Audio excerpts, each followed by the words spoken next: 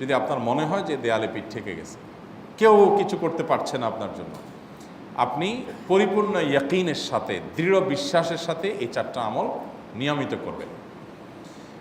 এবং আমি বহু মানুষকে পার্সোনালি এটার পরামর্শ দিয়েছি, ওনারা আমল করেছেন, আমল করে উপকৃত হয়েছেন।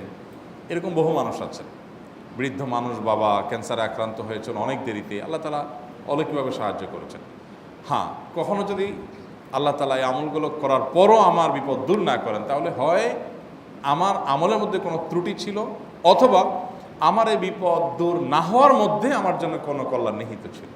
আল্লাহ তাআলা আমার দোয়া কবুল করে যে উপকার হতো তার চাইতে বেটার কিছু হয়তো আমাকে দিবেন, এই ইয়াকিন একজন ইমানদারের থাকবে। সে 4টা আমলের 1 নম্বর হলো ইস্তেগফারের আমল। ইস্তেগফার, আপনি ফেসে গেছেন কোনো জায়গায়, কোনো উপায় পাচ্ছেন না, আপনি ইস্তেগফার করতে থাকেন। আস্তাগফিরুল্লাহ ওয়া আতুবু ইলাইহি, আস্তাগফিরুল্লাহ ওয়া আতুবু ইলাইহি, আস্তাগফিরুল্লাহ ওয়া আতুবু ইলাইহি, আস্তাগফিরুল্লাহ, আস্তাগফিরুল্লাহ, আস্তাগফিরুল্লাহাল্লাযী লা ইলাহা ইল্লা হুয়াল হাইয়ুল কাইয়্যুম ওয়া আতুবু ইলাইহি ওয়া লা হাওলা ওয়া লা কুওয়াতা ইল্লা বিল্লাহ।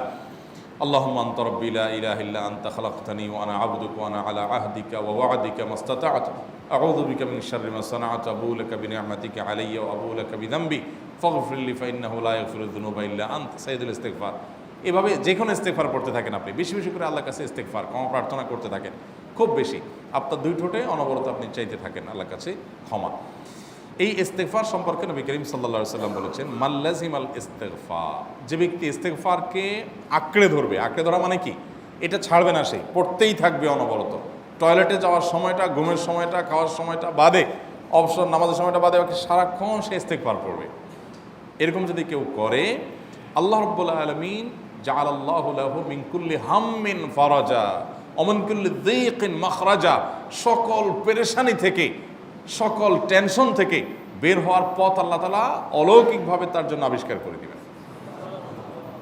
এবং আমি আমার জীবনে যেটা বলেছিলাম, বিস্তারিত বলতে চাই না, এরকম পরিস্থিতি আসছে যে চোখের সামনে কোনো আপাতত রক্ষার কোনো পথ আর খোলা নেই, এমন ভয়াবহ বিপদ। ইস্তেগফার করতে করতে এমনভাবে আল্লাহ তাআলা সাহায্য করেছেন যে এটা কল্পনা করলেও মনে হয় যে স্বপ্নের মতো। কিভাবে এখন এই লোক এই জায়গায় আসলো আমার সাহায্যের জন্য, এই লোক তো এটা আমি এই জায়গায় আসার কথা না, টিকুনি এসে হাজির হয়ে গেলেন এবং উপকারটা, আমার সমাধানটা হয়ে গেল সমস্যা। তো আলহামদুলিল্লাহ, বহুবার আমি পরীক্ষা করেছি, আর আমার পরীক্ষার 2 পয়সার দাম নাই। হাদিসে বলা আছে, গ্যারান্টি দেওয়া আছে, আমার পরীক্ষা করলেই কি না করলেই। তাহলে একটা আমল হলো কি, ইস্তেগফার। সব সময়ের জন্য এটা কন্টিনিউয়াস করবেন, আর এমনিও অবসর সময় ইস্তেগফার করবেন। আরবদের মধ্যে সৌন্দর্য আছে, তারা বিভিন্ন ডাক্তারের ওয়েটিং রুমে বা বিভিন্ন জায়গায় মানুষ যেখানে অপেক্ষা করে পাবলিক প্লেসগুলোতে লিখে রাখে ইস্তেগফার করুন, আপনার হাইওয়েগুলোর পাশে লেখা থাকে ইস্তেগফার করুন, এবং তারা আসলেও একটু পরপর দেখা যায় ইস্তেগফার করে। ভালো মন্দ গুণ সবার মধ্যে আছে, তাদের এই ভালো গুণটা আছে, ইস্তেগফার বেশি বেশি করা। আমরা ইস্তেগফার সচরাচর এইভাবে অনবরত অবসর সময় করার অভ্যাস অনেকের মধ্যেই নাই। আমরা এটা চালু করবো ইনশাআল্লাহ। বিশেষ করে যখন কোনো সমস্যা হবে, তখন ইস্তেগফার চলতে থাকবে মুখে অনবরত। ধীরে ধীরে মহব্বতের সাথে নিজেকে, নিজের পাপ অপরাধগুলোর কথা স্মরণ করে আল্লাহর কাছে মাফ চাইতে থাকবো, পেরেশানি দূর হবে ইনশাআল্লাহ। 1 নাম্বার 2, দুরুদ।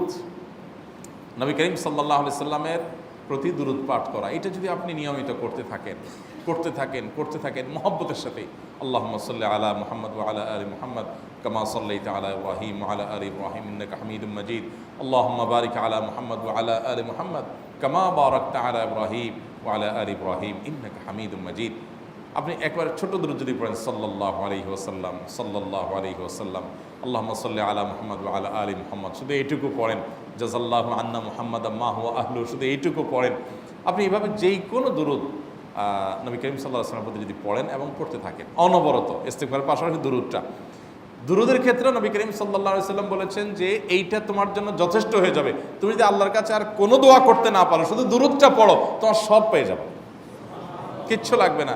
এক সাহাবী বলছেন, রাসূলুল্লাহ, আমার দোয়ার মধ্যে দুরূদ কত পার্সেন্ট রাখবো? আমি তো আমার অনেক কিছু আল্লাহর কাছে চাইবো, দুরূদ মানে তো নবীজির জন্য দোয়া, মানে আমার জন্য তো আমি দোয়া করবো, আপনার জন্য দোয়া কত পার্সেন্ট করবো? 1/3, 1/4, তারপরে হাফ, এবার বিভিন্ন পার্সেন্টেজ বলছিলেন তিনি। নবী করিম সাল্লাল্লাহু আলাইহি ওয়াসাল্লাম বলেছেন যে হ্যাঁ, এর বেশি করতে পারলে আরও ভালো, আরও ভালো। তো ভদ্রলোক এর বেশি, ওই সাহাবী রাদিয়াল্লাহু তাআলা আনহু, তিনি এর বেশি বাড়াতে একটা পর্যায়ে বলছেন যে আমি সব দোয়া আপনার জন্য করি। নবী করিম সাল্লাল্লাহু আলাইহি ওয়াসাল্লাম বলেছেন, তাহলে তোমার আর কোনো দোয়াই করতে হবে না, এর মধ্যে সব দোয়া চলে আসবে। কারণ আপনি যদি বলেন আল্লাহ আপনার নবীর প্রতি আপনি রহমত নাজিল করেন, আপনার নবীর প্রতি আপনি শান্তি নাজিল করেন, আপনি যেটা দোয়া করেন, তো আল্লাহকে আল্লাহর নবীর প্রতি আপনি রহমত নাজিল করতে বললে আল্লাহ তাআলা আপনার প্রতি রহমত নাজিল করবেন কি করবেন না? আপনি কাউকে খুশি করতে চান, কার কাছ থেকে কিছু আদায় করতে চান, তার ছেলেটারে যদি হাদিয়া তোহফা দেন, আদর যত্ন করেন, তো বাই ডিফল্ট অটোমেটিকলি ওই লোকের সিম্পেথি আপনার দিকে আসবে কি আসবে না? চোখ বন্ধ করে আসবে। তো আল্লাহর নবীর জন্য যখন আপনি দোয়া করবেন তখন আল্লাহ তাআলা আপনার মধ্যে রহমত নাজিল করবেনই, এটা নবী সাল্লাল্লাহু আলাইহি ওয়াসাল্লামের ওয়াদা। যে কোনো পেরেশানি, তিনি আরও বলেছেন যদি কেউ দুরুদের আমল করে নিয়মিত, আল্লাহ রাব্বুল আলামিন তার সকল পেরেশানির জন্য যথেষ্ট করে দিবেন। এই আমলটাকে সবগুলো দূর করার জন্য যথেষ্ট হয়ে যাবে। এই দুরুদের আমলটা আমি দেখেছি সুবহানাল্লাহ গুলির মতো কাজ করে। আজকের ঘটনা, এক ভদ্রলোক সকালে একটা টেলিভিশন চ্যানেলে, বেসরকারি চ্যানেলে প্রোগ্রাম শেষ করে নামছিলাম লিফটে, তো উপস্থাপক উনি বলছিলেন যে ভাই মানে দুরুদের আমল পড়ে আমি কিছুদিন আগে একটা ইয়াতে মানে এমন একটা অবস্থা যে এইটা থেকে বের হওয়ার কোনো পথ আর নাই, শুরু করলাম দুরুদ অনবরত, এরপরে আল্লাহ তাআলা আমাকে এমনভাবে উদ্ধার করলেন আমি কল্পনা করতে পারিনি। আলহামদুলিল্লাহ এই আমলগুলো করে অনেক ভাইরা আমাকে অভিজ্ঞতা জানাইছেন যে আলহামদুলিল্লাহ তাদের অভিজ্ঞতা অলৌকিক। হ্যাঁ, ওই যে বললাম কখনো যদি আল্লাহ তাআলা আপনার দোয়া কবুল না করেন তাহলে হয় আমার ত্রুটি আছে, আর না হলে আমার জন্য আল্লাহ তাআলা এর চেয়ে বেটার কিছু রেখেছেন, আমি সেই ইয়াকিন রাখবো ইনশাআল্লাহ বিইذنিল্লাহ। আর এই দোয়াতে সমাধান হবেই হবে, সে বিশ্বাস থাকতে হবে। নবী করিম সাল্লাল্লাহু আলাইহি ওয়াসাল্লাম বলেছেন, হাদিসে কুদসিতে আল্লাহ বলেছেন আনা ইনদাযান্নি আবদি বি, বান্দা আমার প্রতি যেমন ধারণা করে আমি তেমন আচরণ করি। আপনি যদি চিন্তা করেন করে দেখি হয় কি না, দেখি ট্রাই করি, তাহলে ওই আল্লাহ তাআলা বলবেন ঠিক আছে দেখতে থাক।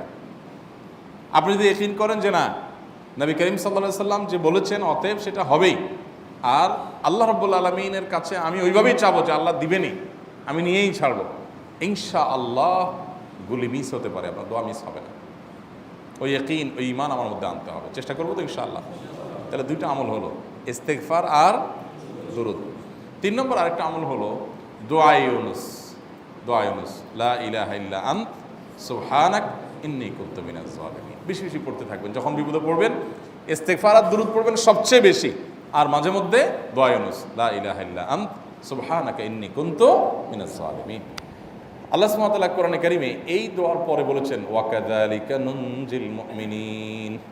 এই দোয়া পাঠ করার মাধ্যমে ইউনুস আলাইহিস সালামকে পৃথিবীর ইতিহাসের সবচেয়ে অলৌকিক ঘটনা, সকল সায়েন্স, সকল আপনার বিজ্ঞানের তত্ত্ব সবগুলোকে আপনার সবগুলোর বিপরীতে বা সবগুলোকে আপনার ভুল প্রমাণ করে দিয়ে ওই জায়গাটার জন্য আল্লাহ তাআলা ইউনুস আলাইহিসকে মাছের পেটে ঢোকার পর সেখান থেকে আবার জীবিত রেখে বের করেছেন। অক্সিজেন অভাবে সেখানে এমনি মারা যাওয়ার কথা, আরও নানা কারণে মারা যাওয়ার কথা, তাই না?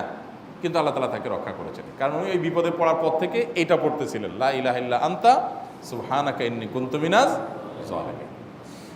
তো আল্লাহ তাআলা কোরআনে বলেছেন এটা ইউনুস, তার নবী ইউনুস আলাইহিস সালামকে আল্লাহ তাআলা এর মাধ্যমে রক্ষা করেছেন, সেটা তার জন্য খাস না, এটা তার জন্য স্পেশাল না, বরং আল্লাহ বলেছেন ওয়াকাযালিকা নুনজিল মুমিনিন, এটা দিয়ে আমি তাকে রক্ষা করেছি, একইভাবে ঈমানদারদেরকেও এইটার মাধ্যমে রক্ষা করব।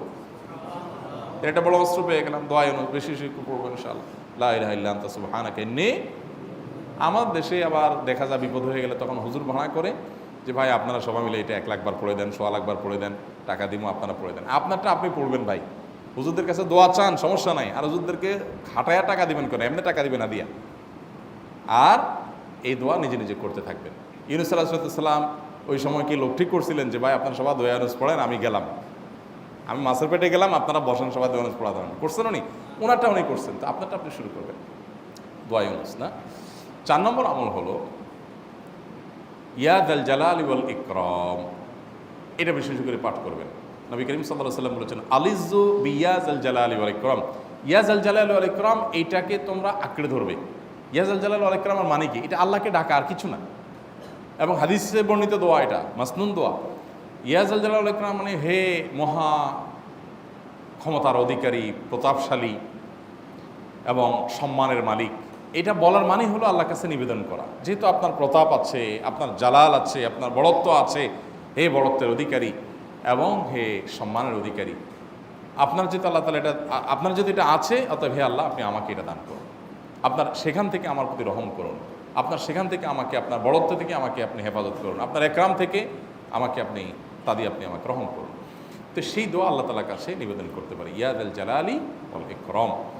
এর পাশাপাশি তাহাজ্জুদের নামাজ এবং যে কোনো নফল নামাজ। কারণ নবী সাল্লাল্লাহু আলাইহি সাল্লাম ইজা হাজাবাহু আমরুন সাল্লা, নবীজি সাল্লাল্লাহু আলাইহি সাল্লামের কোনো পেরেশানি শুরু হলে আগে ওযু করে 2 রাকাত নামাজ পড়তেন, ওযু করে 2 রাকাত নামাজ পড়তেন। আমাদের যখন পেটে ব্যথা শুরু হয় আগে কার কথা মনে পড়ে? ডাক্তারের কথা মনে পড়ে। যখন গায়ে জ্বর আসে সবার আগে মনে পড়ে কিসের কথা? নাপা, নাপা, ঠিক না? জ্বর আসছে গায়ে, সবার আগে আমরা কি চিন্তা করি? নাপা। নাপা আপনি চিন্তা করেন, খান, নিষেধ না তো, ওষুধ গ্রহণ করা সুন্নত। নবী সাল্লাল্লাহু আলাইহি সাল্লাম নির্দেশ করেছেন ওষুধ সেবন করতে, আপনি করেন, ভালো কথা। কিন্তু ইমানদার সব কিছুর আগে ব্যথা আসছে, তাহলে ব্যথার জন্য একটা ওষুধ দোয়া শিখেছেন, দোয়াটা আগে করবে, পাশাপাশি ওইটা করবে। এলো ইমানদারের কাজ। আমরা আজকাল ইমান থেকে অনেক দূরে সরে গেছি। আল্লাহ আমাদের সেই ইয়াকিন দান করুন। তাহাজ্জুদের সময় দোয়া, অনেক বেশি দোয়া কবুল হয়। তাহলে 4টা আমল ইনশাআল্লাহ আপনাকে এই ভয়াবহ বিপদ থেকে উদ্ধার করার জন্য সাহায্য করবে ইনশাআল্লাহ। সে ইয়াকিন নিয়ে করবেন। সেই সাথে as-সাদকা তারদুল বালা, দান সাদকা করা, অন্যান্য যে আমলগুলো আছে টুকটাক সেগুলোর সাথে সাথে চালানো। বাকি এই 4টাকে বেসিক্যালি একটু জোরভাবে করতে থাকা। আস-সুন্নাহ ফাউন্ডেশন, উম্মার স্বার্থে সুন্নাহর সাথে।